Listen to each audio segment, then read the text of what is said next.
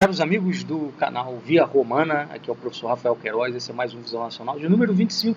Hoje nós teremos duas pautas aqui. A primeira pauta nós vamos falar sobre o metaverso do Facebook. O que significa isso? A gente vai explicar quais as consequências. A gente também vai tratar desse tema. E na pauta 2 a gente vai falar do teto fiscal, tema que vem sendo bastante explorado aí pela mídia nacional e internacional, vem dando bastante polêmica em face do auxílio de R$ 400 que o governo federal vem anunciando aí para a população mais carente. Mas antes de entrar nessas pautas, eu queria deixar clara aqui a minha solidariedade ao atleta Maurício Souza do vôlei, que está sendo perseguido pela canalha gay em razão do seu posicionamento contrário ao novo Superman que nós tratamos aqui no último Visão Nacional, número 24, né? Parece-me que foi a Fiat, a empresa que pressionou o clube de vôlei onde ele jogava para demiti-lo. E desde já eu quero deixar claro o seguinte: eu já tive carro da Fiat, 2 aliás, e hoje não tenho mais e nunca mais terei. É a decisão que eu tomei. Eu não compro mais carro da Fiat, tá? Não quero carro da Fiat nem que me deem de graça, porque se eu tiver um carro da Fiat amanhã eu vou ter que comprar peça e tal. Não quero mais. A Fiat deixou de ser uma opção para mim e deve deixar de ser uma opção para todos aqueles que acreditam que casamento é só homem e mulher, tá? Eu também queria deixar claro o seguinte: essa canalha LGBT associada à Globo, associada à STF, a todo esse banditismo que tenta conduzir o Brasil para um caminho da ruína, porque é isso que eles querem destruir a civilização humana. Não existe sociedade sadia sem uma família natural, homem e mulher. Tá? Aliás, não existe nem sobrevivência da espécie, né? Uma espécie que os seus indivíduos adotassem um comportamento invertido deixaria de existir. Então, isso é uma questão que, antes mesmo de ser uma questão de aspecto ético, moral, é uma questão até biológica, né? Sobrevivencial. Esse pessoal não vai nos intimidar. Se nós precisarmos ir para a cadeia por falar essa verdade, nós iremos. Eu irei. Aliás, já tomei 2 processos administrativos por conta de me opor a esse tipo de cultura maligna, maléfica, destrutiva, antinatural. Mas me safei dos 2 processos, graças a Deus. E eu rezo também para que o Maurício encontre um clube onde ele possa jogar. Certamente vai encontrar, Deus vai ajudá-lo. Mas, se nós precisarmos ir para a prisão por causa disso, nós iremos. Então, ninguém vai nos calar, ninguém vai nos impedir de dizer a verdade. Até porque, vamos lá, o nosso atual ordenamento jurídico, com todos os seus problemas, ele garante a liberdade de consciência religiosa. E a consciência religiosa cristã envolve a recusa da sodomia. Então, se vocês querem impor esse negócio de que qualquer crítica a esse tipo de comportamento é crime, né, de homofobia, que nem existe, porque a STF não pode fazer leis, vocês vão colocar todos os cristãos na cadeia. E aí nós temos o quê? Mais ou menos 90% da população brasileira, né? Vai dar para prender todo mundo? Não vai, né? Isso vai gerar, obviamente, uma reação. E essa reação vai ser em desfavor de vocês. Então, pensem muito bem antes de insistir nessa pauta, porque eu tenho certeza, as pessoas vão se organizar e quando se levantarem, o levante vai ser brutal. Então, pessoal, vamos passar aqui para a pauta 1 de hoje, tá? Onde a gente vai falar aqui sobre o metaverso do Facebook. E depois, pauta 2, teto fiscal. Bom, vamos lá. O Facebook está enfrentando, né, uma série de acusações que foram trazidos à baila pela tal da Frances Haugen e que foi catapultada pelo Partido Democrata, que tem um forte interesse em controlar as redes sociais por conta do que aconteceu ano passado nos Estados Unidos, em torno da questão, ano passado não, né? Esse ano, em torno da questão da invasão do Capitólio, né? Quando o Trump estava deixando a presidência e o Biden chegando à presidência. Então existe, né, aquela questão de que, olha, o fato desse pessoal poder se organizar nas redes sociais de poder se comunicar nas redes sociais, sem uma censura do Facebook que fê-los organizar esse movimento de invasão do Capitólio. Então é preciso de um controle. Tá? Aqui no Brasil, a lógica é basicamente a mesma, né? O Bolsonaro foi eleito porque ele usou o WhatsApp, disparos, etc. e tal. Então vamos controlar. Eu nem discordo de que realmente essas ferramentas foram utilizadas para este fim, né? Mas não vejo isso como sendo a solução, porque essa solução, obviamente, vai favorecer um lado, né, do espectro político e desfavorecer o outro, né? Um lado vai ter liberdade de falar tudo, de dizer tudo, o outro não vai ter liberdade nenhuma. Ou seja, vai criar um contexto realmente de divisão, de dissenso dentro da sociedade, porque vai ficar claro que um lado está sendo favorecido, enquanto que o outro perseguido, né? A solução para isso é uma lei que enquadre todo mundo, ou seja, o cara fazer campanha política, usar, né, WhatsApp, Facebook, Instagram para soltar a mensagem, ele tem que seguir certas regras, você tem que combater os robôs, isso eu sou a favor, né? Mas agora, impor um controle tal como esse pessoal democrata quer fazer, né? Como esse pessoal também do STF aqui no Brasil quer fazer, né? Que, por exemplo, você não pode dizer que sodomia é pecado, que aí já é homofobia e etc. Então você tem que ter a tua conta derrubada, né? Sendo que isso é uma opinião religiosa, é uma posição religiosa, é um princípio religioso, nem é opinião, é um princípio religioso bimilenar, trimilenar, etc. Isso na verdade, isso se perde nos tempos.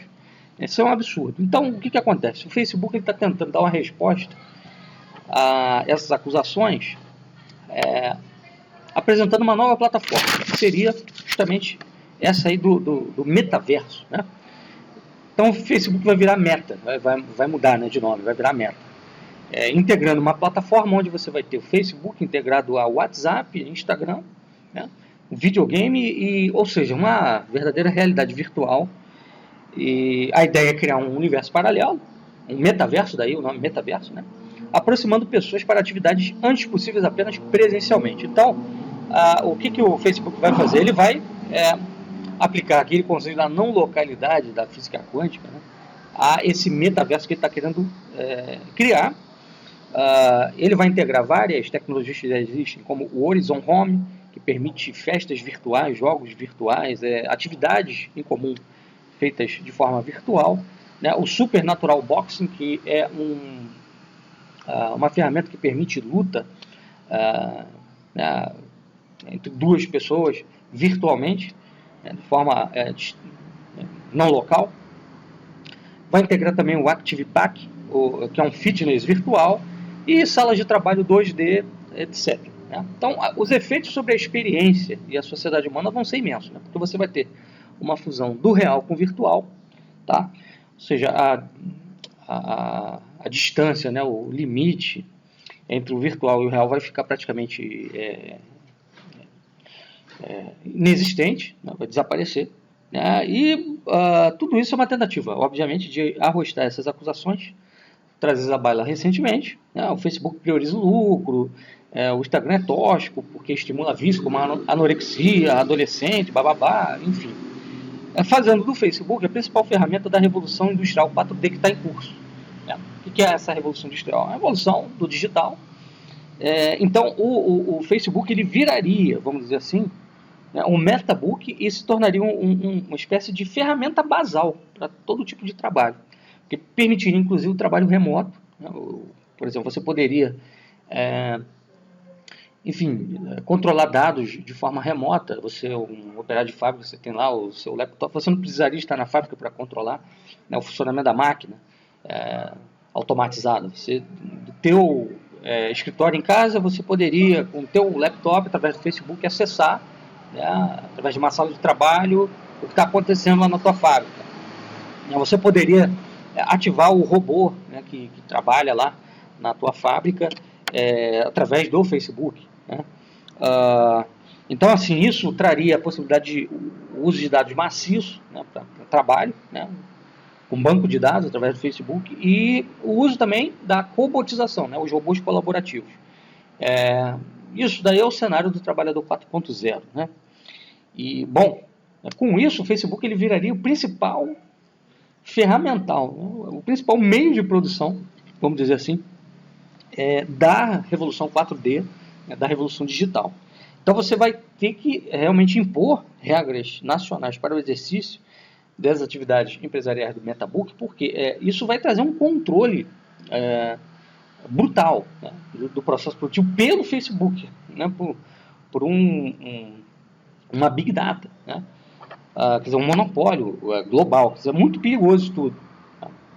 Então, assim, sem essas regras nacionais para impor os limites até onde que isso opera, né, em que limites isso vai operar, né, sem isso a coisa vai realmente se tornar bastante periculosa, né, para os estados nacionais. Porque, vamos lá, você tem fábricas funcionando num país e aí, sei lá, o Facebook, por alguma razão, vamos lá, aquele país ali decide baixar um conjunto de leis, como a Hungria fez agora, contra, né, a comunidade LGBT, né, proibindo, censurando aquilo ali, propaganda daquilo ali. Aí o Facebook vai lá e bloqueia, né, o acesso, né, ao MetaBook. Tá? Então aquele país fica parado, quer dizer, a produção para, né, se isso acontecer.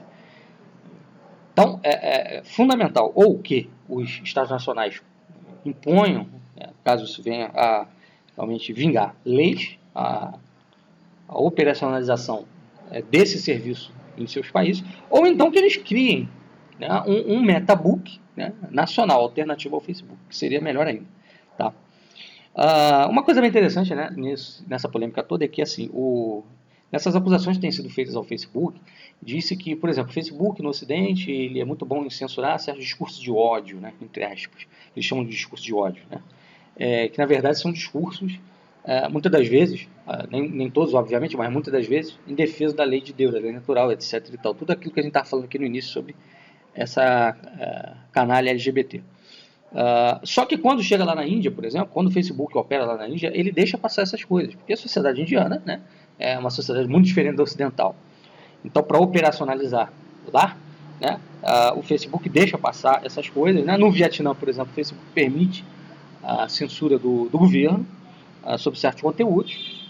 E o gendarme do Biden, né, ele está usando isso daí contra o Facebook, dizendo assim, olha, o Facebook está pouco empenhado na questão de direitos humanos, etc. Então, temos que usar o Facebook como ferramenta soft power americano, democrata, né, no sentido de exportar esse negócio de direitos humanos.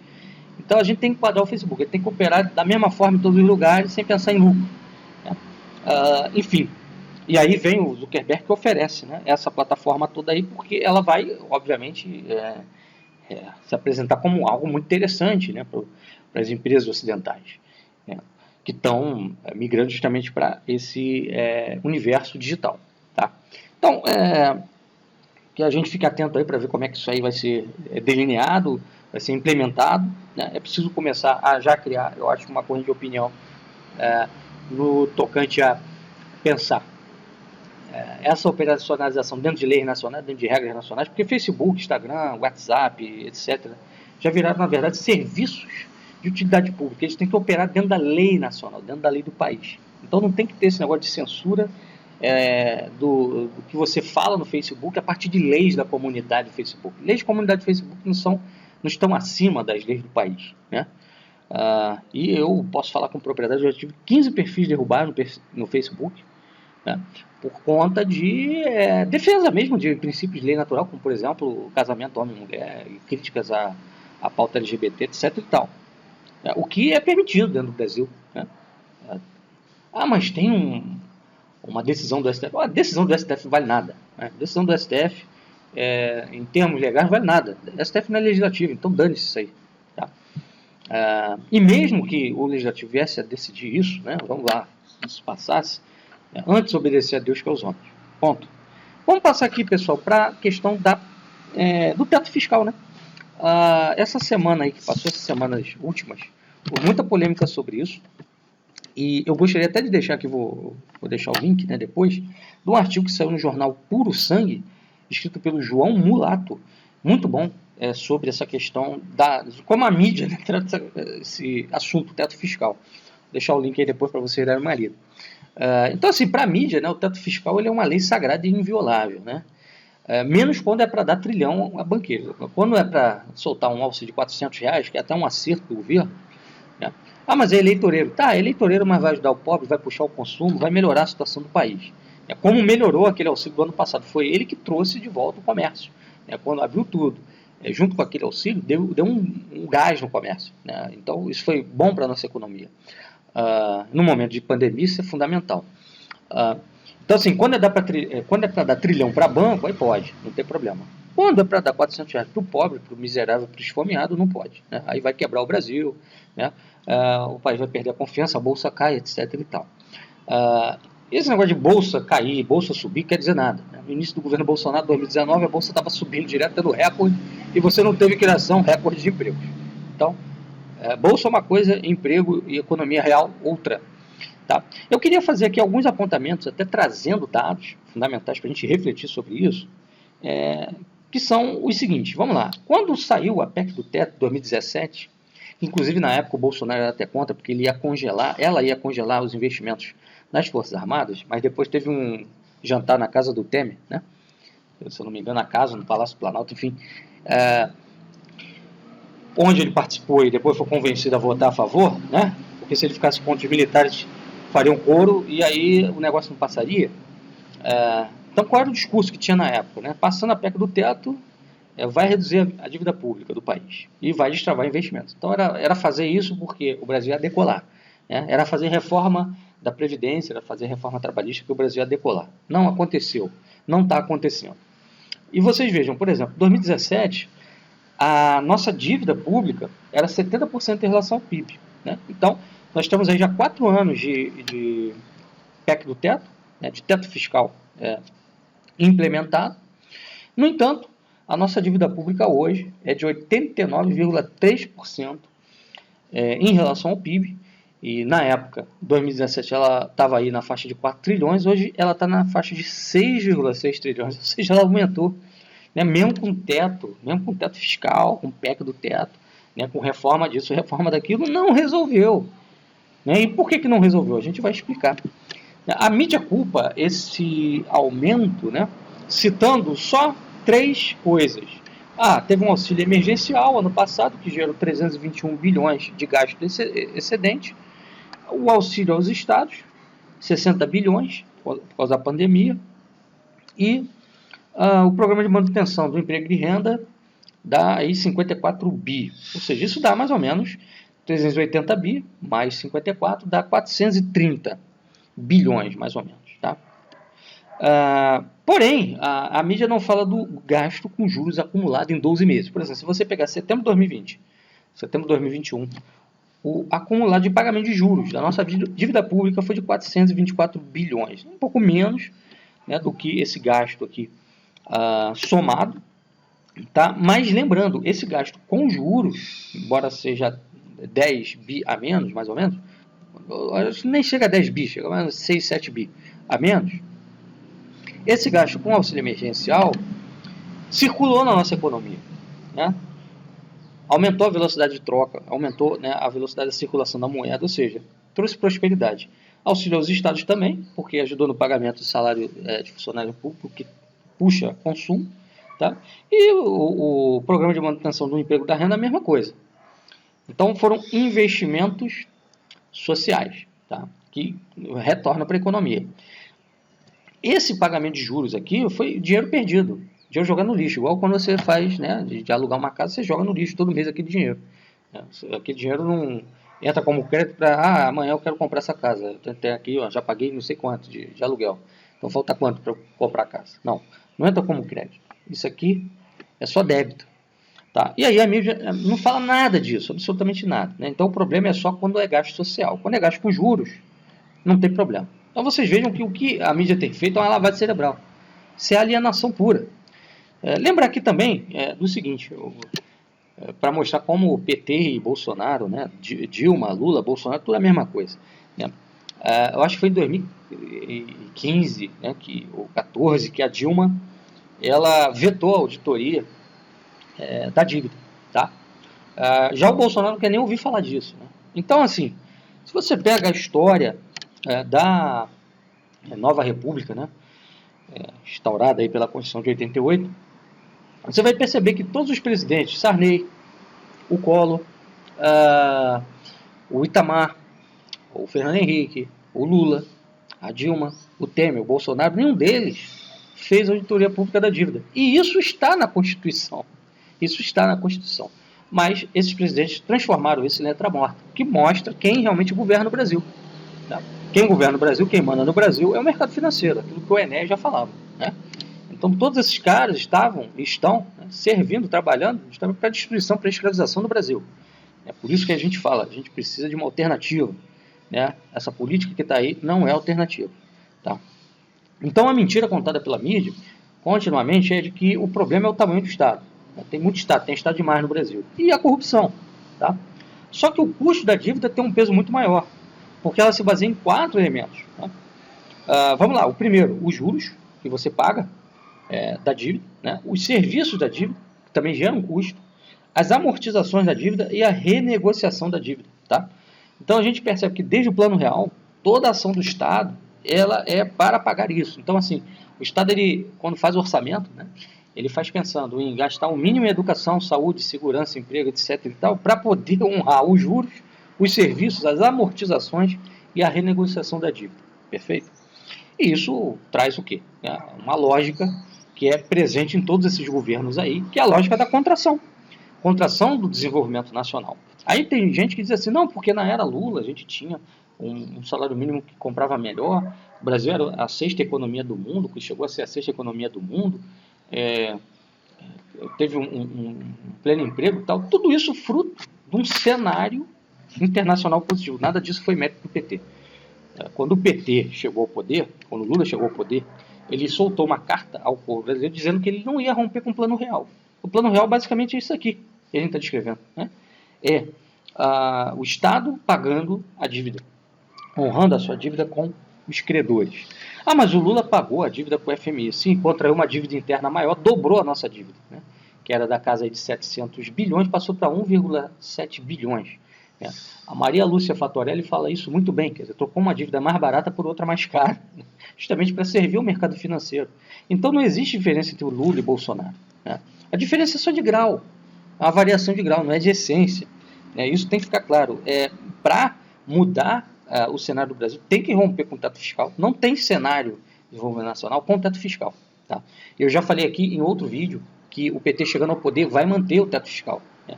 O máximo que vai fazer é flexibilizar um pouquinho, mas vai manter. Ou seja, vai manter a ortodoxia lá do Plano Real, vai se comprometer novamente com o mercado financeiro, e o Lula agora já começa a flertar, né, com o Henrique Meirelles, para ser quem sabe o ministro da Economia, se ele for eleito. Tá? Bom, a gente vê também que o Paulo Guedes ele vem sendo fritado, né? Seja pelo Pandora Papers do Soros, que revelou lá aquele dinheiro dele no paraíso fiscal, seja pela Globo. A Globo começa a fazer críticas ao Paulo Guedes. Né? E por que isso? É muito simples. Né? Primeiro, demora a entregar o patrimônio nacional. O Paulo Guedes está atrasando demais isso tudo aí, por N razões, não talvez porque ele queira, mas porque existem entraves dentro do governo brasileiro, né, do cenário político nacional. Você precisa passar isso pelo Congresso, envolve negociação e tudo. Né? E também é o seguinte, quer dizer, se o cara entregar tudo de uma vez, o Bolsonaro não consegue se reeleger. Né? Então ele tem que dizer, olha, me deem mais 4 anos porque eu não consegui entregar o que eu disse que eu ia entregar, então me deem mais 4 anos. Então é uma tática também política, né? Diga-se de passagem. E por outro lado, o Paulo Guedes ele se rendeu ao pragmatismo bolsonarista em torno de gasto social, porque ele percebe o seguinte, para ele continuar ali mamando na teta, porque para o Paulo Guedes é bom ficar ali mais 4 anos, né? Ele já conseguiu muita coisa aí, né, de interesse dele nesses 3 anos que ele está lá. É só lembrar daquela venda que ele fez, eu acho que de ações da BB Seguros para o banco dele, para o fundo dele, enfim. Então para ele é interessante também o Bolsonaro gastar um pouquinho ali com auxílio, porque isso ajuda, aumenta a chance dele se reeleger, o Paulo Guedes fica mais 4 anos, rouba mais um pouco, né? Arruma mais um dinheiro. E aí o Guedes ele está tentando se equilibrar na corda bamba, né? Ele percebeu que vai ter que aumentar um pouquinho o gasto, então assim, na prática quebra o teto, né? Quebra, né, a previsão de teto. E aí, para se safar, o que ele faz? Ele joga nos juros. Então, o que o cara vai perder na inflação, né, com mais dinheiro circulando, ele vai ganhar nos juros. Né? Então, a gente está preso aí a investimento externo, quer dizer, não, tem que jogar nos juros, porque senão vai ter uma fuga de investimento do Brasil. Quer dizer, até quando a gente vai ficar nisso também, né? É um outro problema. Lembrar aqui que Hitler, né, quando ele chegou ao poder, a Alemanha estava presa a isso, né? Dependente de crédito externo. O que ele fez? Ele lastreou as finanças públicas alemãs na produção industrial, né, o chamado Sachs-Mefo, e aí conseguiu destravar a economia. Quando você fica preso a investimento externo, é muito difícil você ter um subdesenvolvimento. Todas as vezes que o Brasil teve um subdesenvolvimento, foi com investimento externo, com dependência de crédito externo. E aí esse surto não foi além, né? Não foi adiante. A gente pega ali o período do Médici, por exemplo, que foi um grande salto que o Brasil deu, o período também JK, né? Quer dizer, JK Exim Bank, né? Crédito do Exim Bank, e o Médici crédito com FMI. E aí deu no que deu depois, né? O Brasil, depois de JK veio João Goulart, uma crise muito grande, né? Não conseguiu sustentar o seu desenvolvimento, e com o Médici depois, com a crise do petróleo, né? 73, o juros foi lá para o alto e o Brasil começou a viver um período de recessão, que explodiu nos anos 80. Enfim, então era isso, pessoal, que a gente tinha para falar hoje, tá bom? Até a próxima e um abraço, até mais.